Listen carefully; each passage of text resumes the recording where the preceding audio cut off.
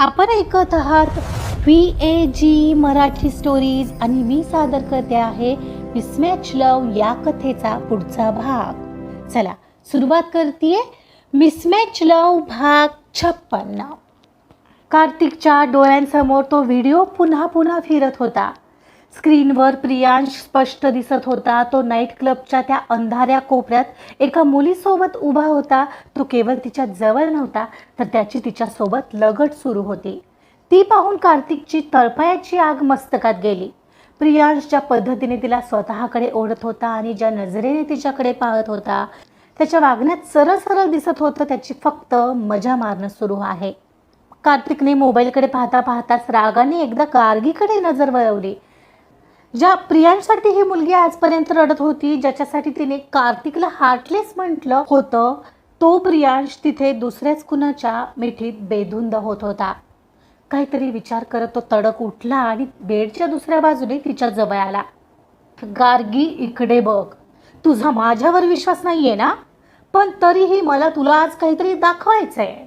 कार्तिकचा आवाज एकदम घोगरा आणि गंभीर झाला होता. गार्गीने कोणतीही हालचाल केली नाही. तेव्हा त्याने तिचा दंड धरून तिला स्वतःकडे खेचलं. मी तुला काहीतरी बघायला सांगतोय, हे बघ जरा, डोळे उघडून. त्याने आता मोबाईलची स्क्रीन तिच्या डोळ्यांसमोर धरली होती. गार्गीने रडवेली नजर मोबाईलवर टाकली आणि जसजसं समोरचं दृश्य तिच्या मेंदूपर्यंत पोहोचलं तशी ती जागीच गोठली. क्लिपमध्ये प्रियांश आहे आणि तो त्या मुलीसोबत जे काही चाळे करत होता ते पाहून तिला अतिशय खराब वाटलं. तिचा श्वास कोंडला गेला. ज्याच्यासाठी ती कार्तिकसोबत भांडत होती तो असे काही गुण उधळत होता, तिला हे सहन झालं नाही. प्रियांशच्या फसवणुकीपेक्षा जास्त तिला स्वतःच्या आंधळ्या विश्वासाचा तिरस्कार वाटू लागलेला. 5 लाख रुपये घेऊन हा माणूस इतक्या सहजासहजी दुसऱ्या कुणाच्या बाहुपाशात मुक्तपणे वावरतोय. पण दुसऱ्याच क्षणी तिला असं वाटलं की हे कोणीतरी एडिट केलेलं असेल तर. तुला काय सिद्ध करायचंय कार्तिक? मला माहिती आहे अशा प्रकारचे व्हिडिओ एडिटेड ही असू शकतात. काय माहीत हा एडिटेड असेल तर. कार्तिकला आता तिच्या बोलण्यावर हसू आलं. हा व्हिडिओ एडिटेड आहे. आणि कोण करेल हा एडिट? मी. ओ कम ऑन गार्गी, हा काय कोणी मोठा बिझनेसमन किंवा आमदार नाही लागून गेलाय ज्याच्यासाठी मी हा व्हिडिओ एडिट करत बसेन. सिरियसली, एवढं आंधळं प्रेम ही कोणावर करू नकोस की एक दिवस भरकन जमिनीवर येण्याच्या लायकीचीही नाही राहणार. Take a wise decision. तो असाच होता आणि आहे. Except this. तिने आता आपला चेहरा हाताने झाकून घेतला आणि ती आता मुखपणे रडायला लागली. कार्तिकने आता डोळेच मिटले. एक मार्ग होता की तो भेटल्यावर काय खरं काय खोटं हे समजलं असतं, नाहीतर ती त्याला जाब तर विचारणारच होती. पण त्या आतच अशा प्रकारचा व्हिडिओ डोळ्यासमोर येणं तिला प्रचंड तोडणारं होतं. तिचं एक मन ते एक्सेप्ट करू पाहत होतं, पण दुसरं मन ते एक्सेप्ट करायला धजावत नव्हतं. तिचं अतिप्रेम तिला रोखत होतं. इकडे कार्तिक अजूनही तिथेच उभा होता. गुडघ्यात डोकं खुपसून रडणारी अशी गार्गी त्याला पाहावत नव्हती. त्याला पहिल्यांदाच तिला सावरण्याची तीव्र इच्छा झाली. त्याने त्याचा हात तिच्या खांद्यावर ठेवला आणि तिला आपल्या कवेत घ्यायचा प्रयत्न करत म्हणाला, हे गार्गी, प्लीज सावर स्वतःला. शांत होतेस का तू? इतका त्रास नको करून घेऊस. बाहेर पड यातून. हवं तर मी करेन तुझी मदत. तो तर आपुलकी आणि प्रेमानेच म्हणत होता. पण जसा कार्तिकचा स्पर्श तिला झाला तशी गार्गी एखाद्या जखमी वाघिणीसारखी चवताळली. तिने पूर्ण ताकदीनिशी कार्तिकला बेडवरून दूर लोटलं. दूर हो तू कार्तिक, ती द्वेषाने ओरडली. तिचे डोळे रागाने लाल झाले होते. तुला काय वाटलं कार्तिक इनामदार? प्रियांश नीच निघाला म्हणजे मी तुला संधी देईल का? माझ्यावर चान्स मारायचा प्रयत्न करू नकोस हा. आणि काय रे, त्याने माझा विश्वास तोडला, पण तू तू तू तर माझं अस्तित्वच ओरबाडून घेतलंयस. त्याचं काय? म्हणून तो माझ्या मनातून उतरला म्हणजे तुला जागा मिळेल असं बिलकुल समजू नकोस काय? आपल्यात कधीच काही होऊ शकत नाही. तुझ्या डोक्यात हे चांगलंच फिट करून ठेव. समजलं ना? म्हणत ती रागात उठून गॅलरीमध्ये निघून गेली. कार्तिक तिथेच उभा राहिलेला.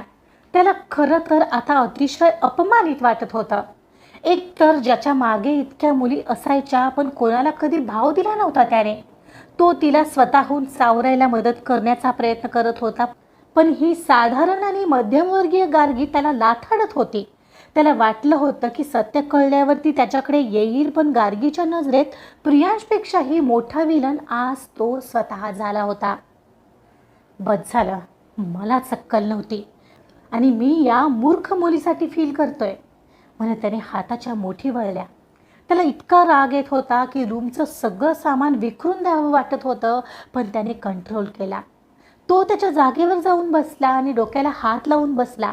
कधी नव्हे ते पहिल्यांदा त्याचं आज डोकं चांगलंच ठणकत होतं.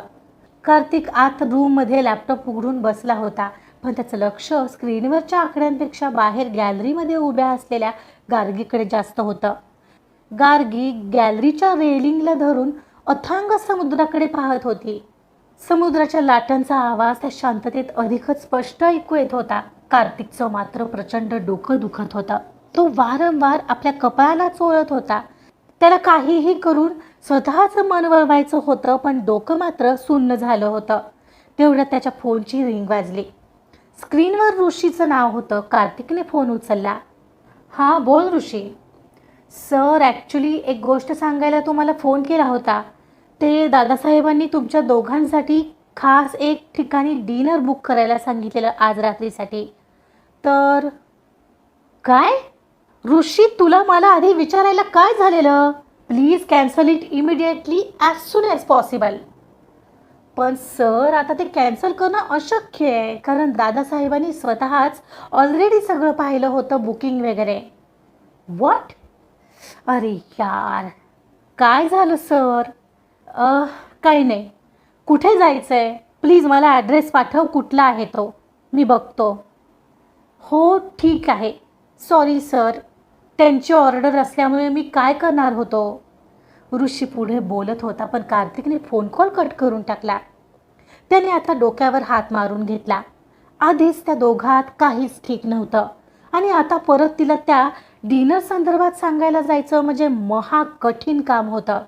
त्याने डोळे मिटले आणि दीर्घ श्वास घेत सरळ काम करायला घेतलं. तसंही डिनरला जाण्यासाठी अजूनही भरपूर वेळ होता. तिला एकटं राहू देणंही गरजेचं होतं. कदाचित ती तोपर्यंत शांत होईल असा विचार तो करत होता. आता अंधार होऊ लागलेला. सायंकाळचे 7 वाजत होते. इतका वेळ ती गॅलरीमध्येच बसून होती. तसं तर दुपारपासून अनेकदा त्याचं लक्ष तिच्याकडे गेल्या वाचून राहिलं नव्हतं, पण आता मात्र तो तिला पाहायला गॅलरीमध्ये आला, कारण तिचं असं शांतपणे कुडणं त्याला कुठेतरी सलत होतं. गार्गी, हे बघ, तुझ्या मनाची अवस्था मला माहिती आहे आणि मीही फार काही चांगल्या मूडमध्ये नाही आहे, पण बोला. ती हाताची घडी घालत त्याच्याकडे वळली. तिचं असं ठणक्यात उत्तर आलं तसं कार्तिकने दीर्घ श्वास घेतला आणि बोलायला सुरुवात केली. हे बघ, मी नाही, ग्रँडपांनी स्वतःच्याच मनाने आपल्यासाठी कुठल्या तरी हॉटेलमध्ये डिनर बुक केलं आहे. सो आपल्याला मनात नसलं तरी तिथं जावं लागेल. गार्गीने दीर्घ श्वास घेतला आणि म्हणाली, तुला खरोखर असं वाटतंय का की मी याही अवस्थेत तुझ्यासोबत बाहेर येऊन लोकांसमोर हसून खेळून बोलू शकेन? तुला हे सगळं इतकं सोपं वाटतंय का कार्तिक? मला सगळं पटतंय, पण यात माझाही नाईलाज आहे. दिसत नाही आहे का तुला? तू ग्रँडपांना फोन करून हे सगळं पटवून देत असशील तर दे, मला काहीच इश्यू नाही. त्याच्या या बोलण्यावर तिचा आवाज पुन्हा गहिवरला. ग्रँडपा ग्रँडपा ग्रँडपा, का करत आहेत ते हे सगळं? सुखाने जगूही शकत नाही आहे मी आणि सुखाने मरूही शकत नाही. ठीक आहे, होते मी तयार. तसंही तुमचे फुकट घेतलेले पैसे असे थोडीच वाया जाऊ देईल मी. म्हणत ती आवरायला निघायचं म्हणून उठली आणि आत जाऊ लागणार. एवढ्यात कार्तिकने तिचा हात पकडला. थांब गार्गी, मघाशी माझ्यावर तू आरोप केलास की मी तुझ्यासोबत चान्स मारण्याचा प्रयत्न करतोय, पण लेट मी क्लिअर, मला असलं काहीही करायची गरज नाही आहे, कळलं ना? मी ठरवलंच ना, तर माझ्यासमोर ही म्हणून रांग लागेल तुझ्यापेक्षा 101 पोरींची, पण मला त्यात कार्डियक इंटरेस्ट नाही आहे, समजलं? पण मला तर जबरदस्तीने बांधलंच आहेच नाही आहे ना त्यात. मला आता सध्या एक क्षणभरही इथे थांबू वाटत नाही आहे, पण मी थांबले कारण तुझे पैसे घेतलेत ना मी. तिच्या डोळ्यात आता पाणी होतं. ते पुसत ती पुढे म्हणाली, आणि आम्ही मध्यमवर्गीय, निदान मी आणि माझं कुटुंब कोणाचा 1 रुपयाही फुकटचा घेत नसतो मिस्टर इनामदार. म्हणत ती त्याचा हात सोडून आत निघाली.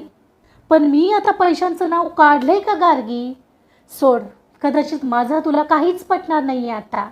कारण एकदा का एखाद्या माणसावर वाईट म्हणून शिक्का लागला ना की तो सहजासहजी पुसला जात नाही. हेच खरं आहे. ती एव्हाना बाथरूममध्ये पोहोचलेली. त्याचं वाक्य तिच्या कानावर पडलेलं आणि ती एकदम त्याचा विचार करू लागलेली. ती तोंडावर पाणी मारत होती आता. पण मनात विचारांचं वादळ पुन्हा सुरू झालं होतं. हो, त्याला काय गरज आहे माझ्यावर चान्स मारायची? पण मला त्याचा राग आलाय.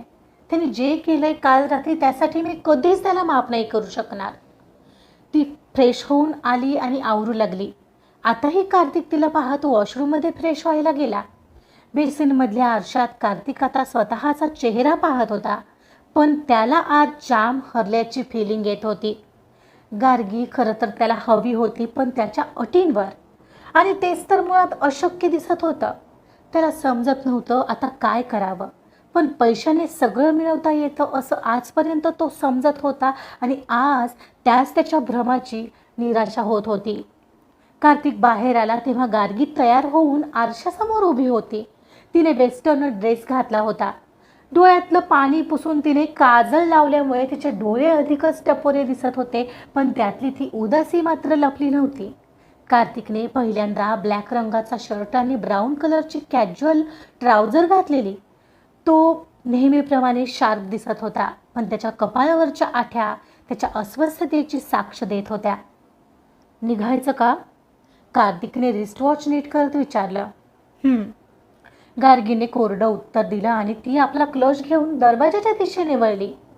हॉटेलच्या पार्किंगमध्ये पोहोचल्यावर कार्तिकने गाडीचा दरवाजा तिच्यासाठी उघडला. पण आज त्यात दिखावा नव्हता. तो हे सगळं तिच्यासाठी मनापासून करत होता. तिला खरंच त्याला आपल्या पत्नीचा दर्जा द्यायचा होता. दोघात ते सगळं घडल्यापासून तर त्याला आणखीनच तिची ओढ वाटू लागलेली.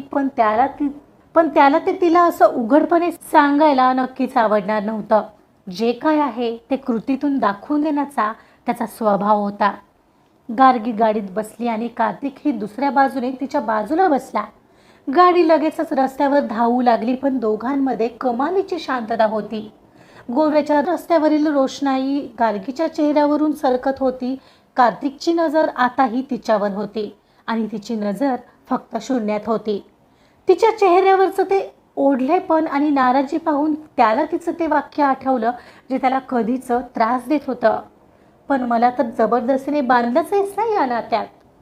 तिची ती मजबुरी प्रेमात कशी जिंकायची हे त्याच्या पुढे असणारं मोठं आव्हान होतं. आणि ते कसं पेलायचं हे त्यालाच माहिती नव्हतं.